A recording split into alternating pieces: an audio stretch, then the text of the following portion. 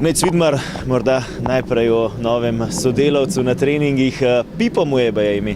Ja, za hec smo mu dali tako ime, nekako je kot en napadalec tam, ampak res super zadeva, to smo pred kratkim dobili in res je fajn delati s tem, ker je fajn pripomoček, no, in je nek realen približek nekemu napadalcu tam pred tvojim prostorom in je fajn, ker se tudi težko poškoduješ, oziroma mi je tako prilagodljiva zadeva, da pride težko do kakšnih takih trkov, tako da je super zadeva.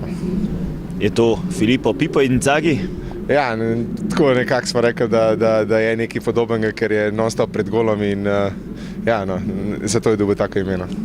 No, v soboto bo Inzaghija verjetno zamenjal Nikola Nikezić, zelo nevaren napadalec Olimpije, torej Olimpija, ki prihaja v športni par. Ja, gre za enega super napadalca, vsi to vemo, že v Domžalah je to dokazal, v Gorici, zdaj še v Olimpiji. Tako da ja, bo zelo ena težka tekma, ampak mi mislim, da bomo pripravljeni do takrat in bomo pa pokazali svoje končno nek pravi obraz na tem igrišču, ampak se pravim, mogli bi kazati take tekme oziroma take predstave tudi tukaj doma, kakor jih kažemo v gosteh, tako da upam, da bo stekla. Derbi, drugi proti tretjemu, Olimpiji gre bolje na tem igrišču vam v Stožicah, sedaj je zadnja tekma te sezone.